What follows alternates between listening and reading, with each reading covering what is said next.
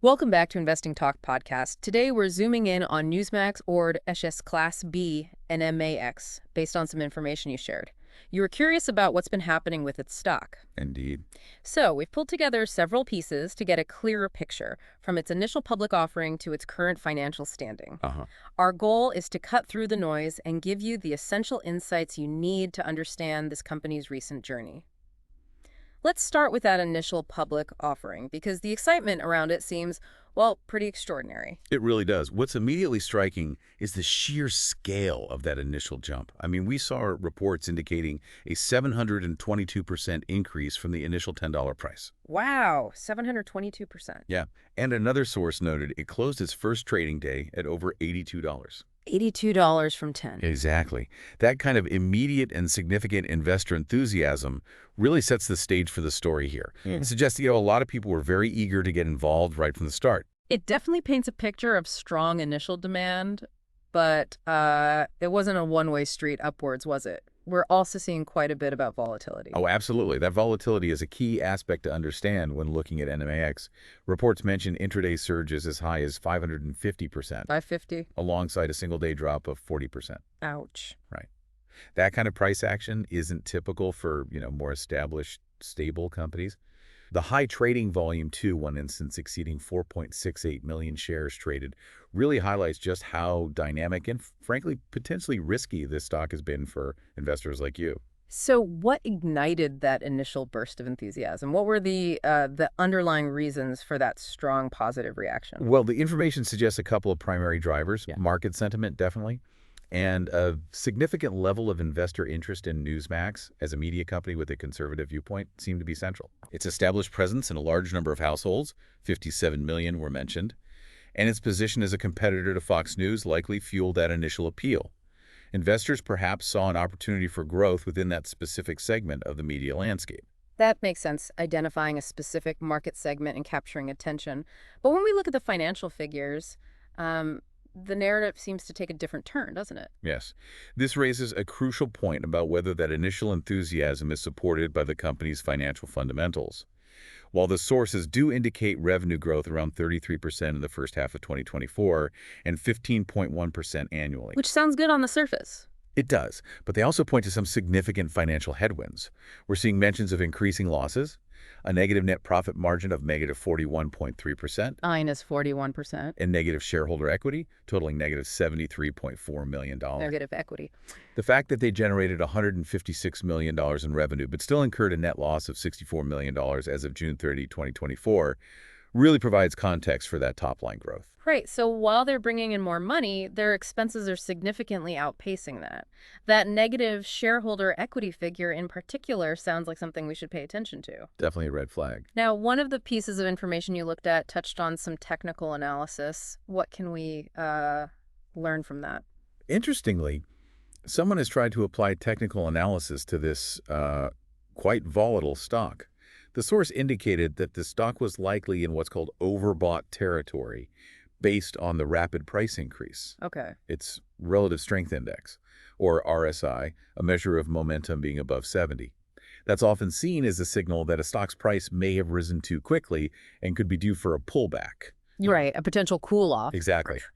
It also noted that short-term moving averages were likely above long-term averages, which typically suggests a bullish trend. However, that overbought signal really introduces a note of caution to that bullish interpretation. So mixed signals there. Kind of. The specific buy and sell points mentioned a breakout buy at $235 and a pullback sell at $220 are interesting as potential trading strategies. But as the source itself acknowledges, these levels can become outdated very, very quickly given the stock's dynamic price action. So those technical indicators provide a snapshot, but they need to be viewed with, considerable caution given how quickly things are moving with the stock. Precisely. Beyond the numbers, we also saw some significant potential risks highlighted in the information. And considering the long-term viability of any investment, these risks are definitely worth careful consideration for you. Beyond the ongoing unprofitability and that negative shareholder equity we mentioned, the mention of legal risks as a significant concern for Newsmax's financial stability is something you can't ignore. These types of legal uncertainties can have a substantial impact on the company's future prospects and investor confidence. That's a big unknown. And they're not operating in isolation either. The competitive environment in which Newsmax exists is important to consider. That's a very relevant point. Newsmax operates within a competitive media landscape, going up against well-established players such as Fox Corporation and Sinclair Broadcast Group. Big names. Big names, big pockets. While Newsmax has certainly carved out a specific audience segment, its current financial challenges could put it at a disadvantage when competing with these larger, more financially stable organizations that have greater resources at their disposal. Makes sense. It's also interesting that despite all the high level of activity and volatility, there seems to be a lack of coverage from professional financial analysts. That's another key observation, yes. Mm. The sources indicate that Newsmax is not currently being followed by any professional financial analysts. This lack of in-depth third-party analysis really underscores the importance of conducting your own thorough due diligence if you're considering investing in this company. It might also suggest a degree of uncertainty or perhaps a lack of interest from the institutional investment community at this time. Kind of leaves individual investors flying solo a bit more, doesn't it? It does. And that extreme volatility we talked about earlier even led one source to draw a comparison to something many will remember, the meme stock phenomenon of 2020. Ah, yes, the meme stocks. Ew. That comparison is quite telling when we think about market behavior. It highlights the potential for significant price swings that aren't necessarily driven by the underlying financial health or fundamental value of the company. Right, driven by sentiment, maybe social media. Exactly. It reminds us that sometimes high levels of enthusiasm in speculative trading can create market dynamics that are quite detached from traditional investment analysis, leading to both rapid gains and the potential for substantial and sudden losses. So, to sort of bring it all together for you, Newsmax has definitely captured a lot of attention since its IPO, and the high initial price surge and trading volume are hard to overlook. For sure. However, when we look deeper at the information we have, some significant financial challenges emerge, including ongoing unprofitability, that negative shareholder equity, and potential legal hurdles. The extreme price volatility and the comparison to meme stocks suggest a considerable level of risk. While the company has demonstrated revenue growth and has a strong presence within its niche, the lack of analyst coverage means you'd be largely navigating this investment landscape based on your own research. So after hearing all this, what stands out to you most when you consider all these different facets of Newsmax's situation?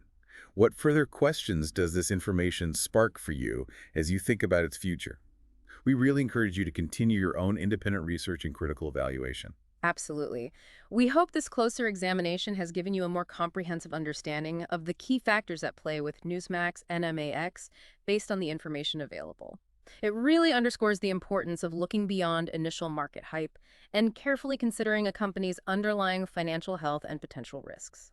If you found this overview helpful, please subscribe to the podcast, give us a like, and leave a comment with your thoughts or any other topics you'd like us to explore. We'd love to hear from you. Thanks for tuning in to Investing Talk Podcast.